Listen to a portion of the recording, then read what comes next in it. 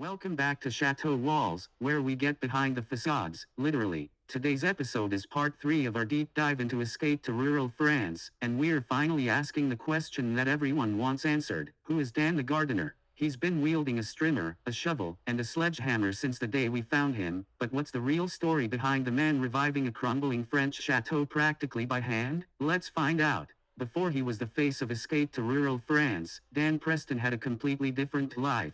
You might not guess it from his muddy boots and calloused hands, but he used to be a professional chef. That's right, the man now known for restoring stone walls once ran professional kitchens, cooking under pressure and orchestrating the chaos of service. And if you think about it, it makes sense. Precision, patience, and timing, all critical in both the kitchen and construction. Later, he shifted careers into gardening and landscaping, where he honed the skills that now serve him well in the fields surrounding his chateau. From plants to patios to full-on property restoration, Dan's evolution wasn't planned, it was practical. In 2020, like so many of us, Dan's life took a turn during lockdown, but while others were baking banana bread or reorganizing closets, Dan went a bit bigger. He bought a derelict 18th century chateau in central France. The property? A forgotten estate named Château de Chaumont, tucked away from the tourist trail. It was abandoned, roofless, and overgrown, with a price tag of just €60,000. A bargain, yes, but only if you ignore the fact that it looked like a set piece from Sleeping Beauty, right before the curse lifted.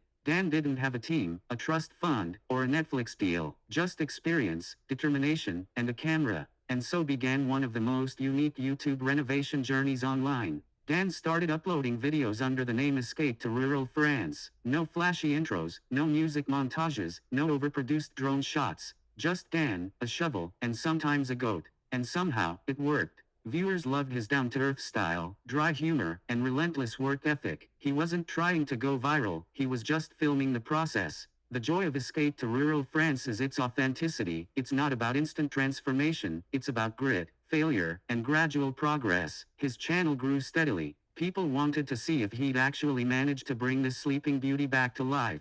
And more importantly, they wanted to root for him. Dan is still a bit of a mystery. Unlike many YouTubers, he doesn't overshare or seek the spotlight. He rarely talks about his personal life, and when he does, it's usually with a wink or a shrug. But here's what we can say, he's practical. You'll never see him gold-plating door handles or obsessing over wallpaper patterns. He's more interested in fixing foundations and installing proper drainage. He's funny, in a completely unbothered way. His dry commentary keeps viewers coming back. He's independent. The work you see, that's him, doing it himself, even when it's dangerous, difficult, or dirty, and, perhaps most importantly, he's resilient. The chateau isn't just a project, it's a commitment. And Dan doesn't seem like the type to walk away halfway. So what's the end goal? That's still unfolding. Dan isn't promising a luxury hotel or a chateau-themed influencer brand. He's restoring it to live in it, possibly with space for events, friends, or guests in the future. But there's no big rush. The process is the point.